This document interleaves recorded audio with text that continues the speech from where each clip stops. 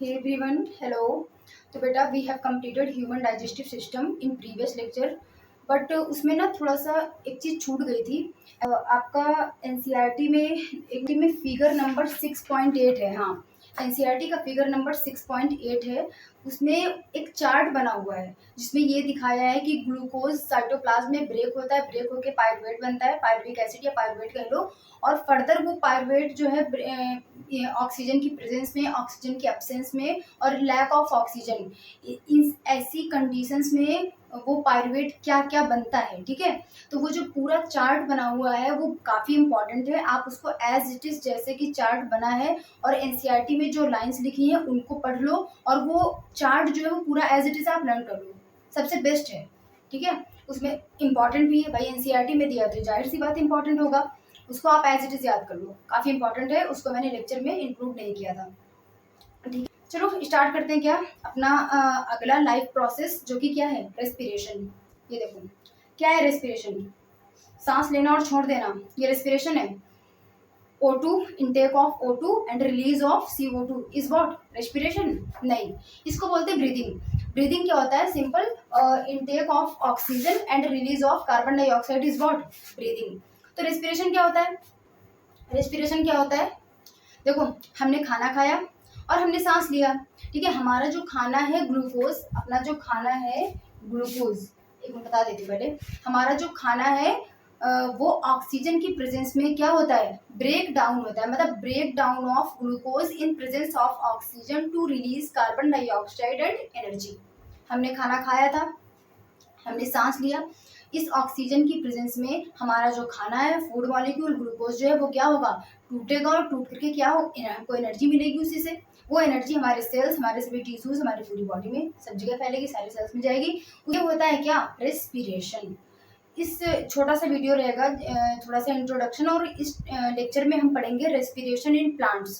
ठीक है, तो इसमें कुछ खास हमको लिखना नहीं है, और जो कुछ भी लिखना है लाइक ब्रीदिंग की डिफिनेशन, रेस्पिरेशन की डिफिनेशन, ये सब कुछ कहाँ मिलेगा, लेक्चर नोट्स। और लेक्चर नोट्स कहाँ मिलते हैं, डिस्क्रिप्शन में उसका पीडीएफ लगा हुआ होता है, लिंक मैं दे देती हूँ। ठीक है, वहाँ से आप जो है आराम से हर लेक्चर के नोट्स क्या कर सकते हैं, डाउनलोड कर सकते हैं। बट नाउ अब हम लोग को बात करनी है किसके बारे में, respiratory organs of various organism. अलग अलग ऑर्गेनिज्म का रेस्पिरेटरी सिस्टम जो होता है, मैकेनिज्म अलग होता है, और रेस्पिरेटरी ऑर्गन्स भी अलग होते हैं।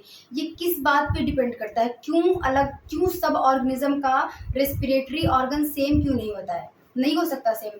पता है ये किस बात पे डिपेंड करता है, उनके हैबिटेट पे और लेवल ऑफ ऑर्गेनाइजेशन पे। हैबिटेट का मतलब समझ रहे हो, हम कहाँ पर रहते हैं, हम कहाँ पे रहते हैं। जैसे मैं हो गई होमोसेपियंस, है ना, मैं ह्यूमन हूँ, तो अपन क्या है, टेरेस्ट्रियल, हम सूखे में रहते हैं ना, तो हम कैसे रिस्पायर करेंगे, किसके थ्रू रिस्पायर करते हैं, लंग्स के थ्रू रिस्पायर करेंगे। अब उसी जगह जो एक्वेटिक ऑर्गेनिज्म होंगे उनके पास क्या होगी, जैसे मछलियाँ हो गई और दूसरे एक्वेटिक ऑर्गेनिज्म हो गए, वो कैसे रिस्पायर करते हैं, गिल्स के थ्रू रिस्पायर करते हैं।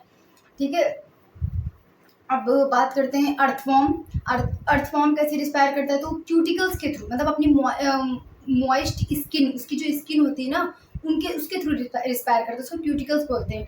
इंसेक्ट की बात करें तो इंसेक्ट के पास ट्रैकियल सिस्टम होता है, जैसे ट्रैकिया होती है, उनके पास पूरा वेल डेवलप नहीं होता, उसको हम ट्रैकियल सिस्टम बोलते हैं, उसके थ्रू वो रिस्पायर करता है। और जैसे मैं लोअर ऑर्गेनिजम्स की बात करूं, लाइक स्पॉन्गिसेस हो गए, सीलेंट्रेट्स हो गए, प्लेटफॉर्म्स हो गए, ये सब कैसे रिस्पायर करते हैं, सिंपल डिफ्यूजन के थ्रू। ये क्या करते हैं, इनकी इंटायर बॉडी में छोटे छोटे पोर्स प्रेजेंट होते हैं, जिनकी वजह से क्या करते हैं, सिंपल डिफ्यूजन करते हैं। कहते हैं मैम क्या ही आप पक रही हो, कि मतलब स्पॉन्गिसेस क्या है, ओरिफेरंस क्या है, और सीलेंट्रेट्स क्या हैं, प्लेटफॉर्म्स क्या है, हम लोग तो जानते ही नहीं। लोअर ऑर्गेनिजम्स हैं, लोअर ऑर्गेनिज्म। और मैम उस ये सब छोड़ो, उसके पहले बताओ लेवल ऑफ ऑर्गेनाइजेशन क्या है, ये क्या है, नहीं पता होगा तुम लोगों को, क्योंकि क्लास 9th में तुम लोगों ने डाइवर्सिटी वाला चैप्टर नहीं पढ़ा। मत पढ़ो, छोड़ दो, हमें क्या। कहते मैम हम क्या करें, हमारे टीचर ने हमको पढ़ाया ही नहीं, क्योंकि वो सिलेबस से क्या था, डिलीटेड था। आई नो, एक तो ये लाइट प्रॉब्लम कर रही है, आज मुझे कोई प्रॉब्लम हो रही है, चलो आज मैनेज कर लो, कल देखते हैं। बच्चे आई डोंट नो व्हाई उस चैप्टर को सिलेबस से डिलीट कर दिया गया, किस हिसाब से सिलेबस डिलीट किया जाता है मुझे खुद नहीं पता। बट जो डाइवर्सिटी वाला चैप्टर है वो बहुत बहुत बहुत ज़्यादा इंपॉर्टेंट है।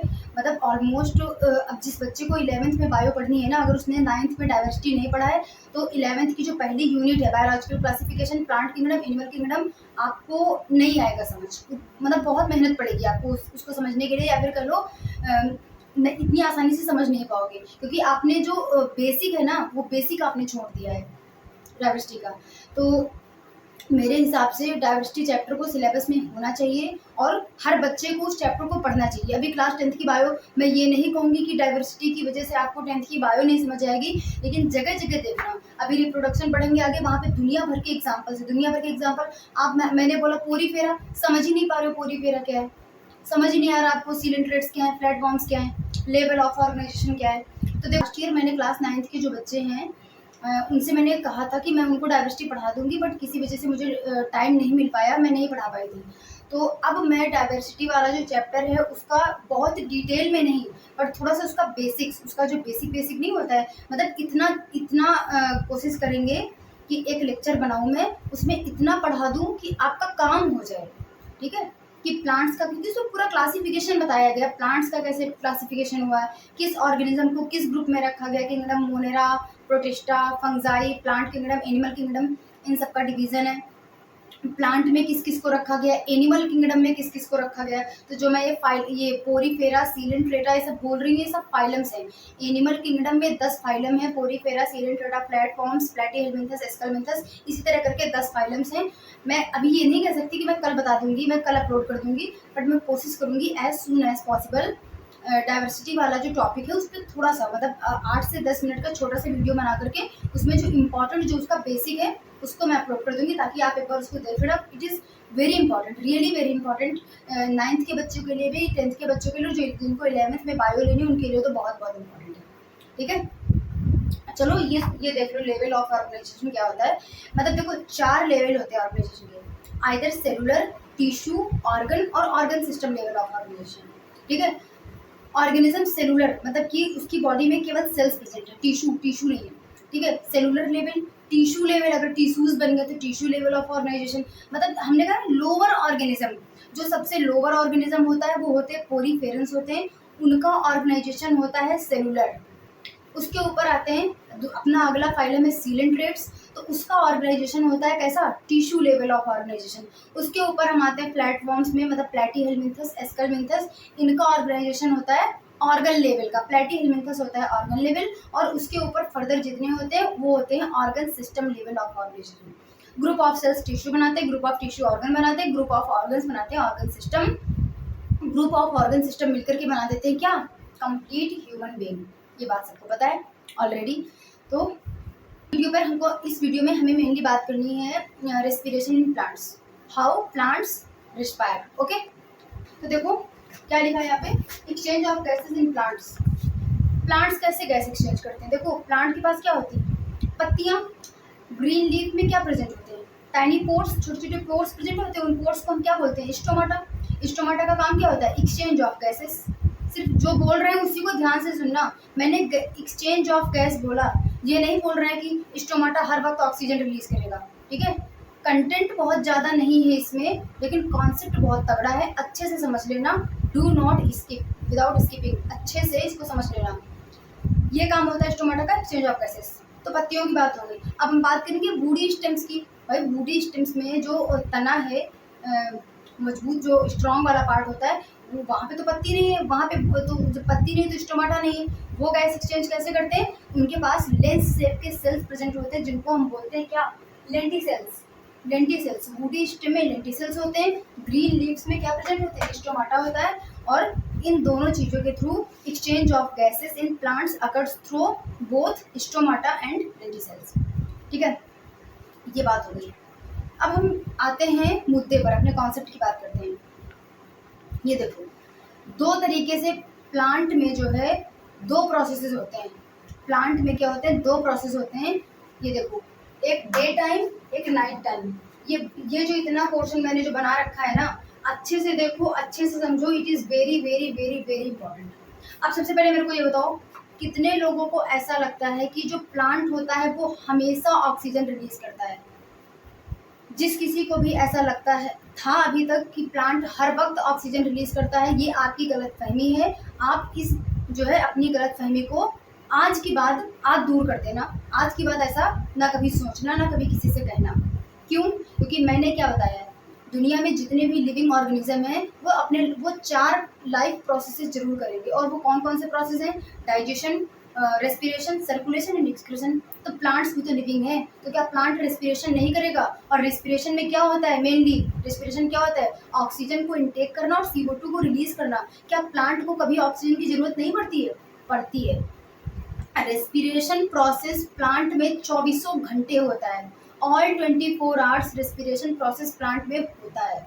अब क्या हो गया भाई मैम, ये क्या बोल दिया आपने? और रेस्पिरेशन में क्या होता है?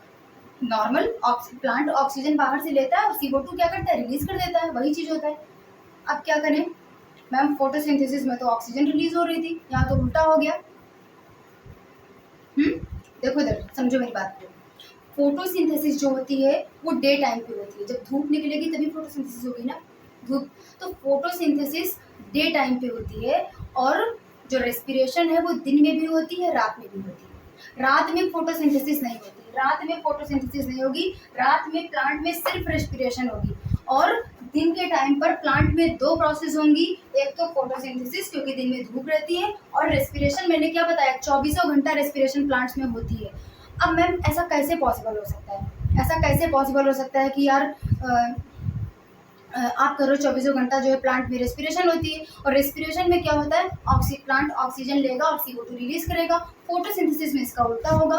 फोटोसिंथेसिस में CO2 अंदर जाएगी, O2 रिलीज होगी। देख लो, उसको समझ लो, कंफ्यूज मत होना, ठीक है? दोनों मैंने बना रखा। देखो फोटोसिंथेसिस में CO2 अंदर जा रही है, ऑक्सीजन बाहर रिलीज हो रही। रेस्पिरेशन में CO2 बाहर जा रही है और ऑक्सीजन अंदर जा रही है। समझ आ गया? ऐसा कैसे पॉसिबल हो गया? देखो फोटोसिंथेसिस में के रॉ मटेरियल में हमको कार्बन डाइऑक्साइड की जरूरत थी, तो प्लांट को वो CO2 कहाँ से मिलती थी? एटमॉस्फेयर से मिलती थी। और एटमॉस्फेयर में कहाँ से आ रही? हम रिलीज कर रहे हैं, ऑर्गेनिजम्स, ये एनिमल्स रिलीज कर रहे हैं, पेड़ पौधे भी रिलीज कर रहे हैं, पेड़ पौधे भी तो रेस्पिरेशन कर रहे हैं, वो रिलीज कर रहे हैं। तो प्लांट क्या होता है, मतलब काफ़ी इंटेलिजेंट होता है। प्लांट रिस्पायर करता है, एटमॉस्फेयर से O2 लेता है और CO2 रिलीज करता है। फिर ये क्या सोचता है कि यार ये जो CO2 मैंने रिलीज की है ना, इसको बाहर क्यों जाने दूँ, इसको वेस्ट क्यों करूँ? इसी CO2 को, ये जो CO2 प्लांट रिलीज करता है रेस्पिरेशन के टाइम, इसी CO2 को यूज करके वो क्या बना लेता है? ऑक्सीजन बना लेता है। इसी CO2 को यूज करके क्या बना लेता है? वो ऑक्सीजन बना लेता है। समझ में आई बात? तो इस वजह से डे टाइम पर प्लांट क्या करता है? ऑक्सीजन रिलीज करता है, क्योंकि दिन के वक्त प्लांट में फोटोसिंथेसिस हो रही होती। बट रात के टाइम, वेरी इंपॉर्टेंट, रात के वक्त प्लांट में फोटोसिंथेसिस नहीं होती है। इस वजह से एट नाइट प्लांट जो है ऑक्सीजन रिलीज नहीं करते हैं। रात के वक्त केवल रेस्पिरेशन होती है, और रेस्पिरेशन जैसे नॉर्मल हम लोग करते हैं, ऑक्सीजन अंदर CO2 बाहर, वही काम प्लांट भी करते हैं। रात के वक्त प्लांट ऑक्सीजन रिलीज नहीं करते हैं। समझ में आई बात? हम लोग गाँव में जाते हैं तो सोचते हैं रात के टाइम चलो बढ़िया बगीचे में सब लोग लेटेंगे आराम से, चारपाई वगैरह डाल के। मना कर दिया जाता है। घर में जितने पढ़े लिखे समझदार लोग हैं सब लोग मना कर देते हैं कि ऐसा बिल्कुल नहीं करना है, रात के वक्त पेड़ों के पास नहीं जाना है। रात के टाइम उनको भी जरूरत है भाई, वो अपना रेस्पिरेशन का प्रोसेस कर रहे हैं, रात के टाइम वो ऑक्सीजन नहीं रिलीज कर रहे हैं। तो ये नहीं, ऐसा नहीं कि वहाँ पर हम लोग लेट जाएंगे पेड़ के नीचे तो मर जाएंगे, ऐसा नहीं होगा। बट वो हमारे लिए हेल्दी भी नहीं है, हार्मफुल एक तरीके से कह सकते हैं। रात के टाइम प्लांट्स ऑक्सीजन को रिलीज नहीं करती हैं। आई होप कि आपको ये कॉन्सेप्ट अच्छी तरीके से समझ में आ गया होगा। दिन के वक्त प्लांट में 2 प्रोसेस होते हैं, one is photosynthesis, another one is respiration. Day time पर प्लांट क्या करते हैं? ऑक्सीजन को रिलीज करते हैं, just because of photosynthesis. Respiration से जो CO2 रिलीज होती है, इसी CO2 को यूज करके प्लांट क्या करते हैं? ऑक्सीजन बना लेते हैं। रात के वक्त प्लांट में केवल रेस्पिरेशन होती है, कोई फोटोसिंथेसिस नहीं होती, जिस वजह से एट नाइट प्लांट जो है ऑक्सीजन क्या करते हैं? लेते हैं, ऑक्सीजन रिलीज नहीं करते हैं। वो एटमॉस्फेयर से ऑक्सीजन लेते हैं और CO2 क्या करते हैं? रिलीज करते हैं। आई होप कि आपको अच्छे से समझ में आ गया होगा। बच्चों, stay tuned for respiration in animals. मतलब कि एनिमल मतलब कि हम भी तो जानवर ही हैं, हम भी तो एनिमल के मतलब से हैं, यानी कि ह्यूमन रेस्पिरेटरी सिस्टम।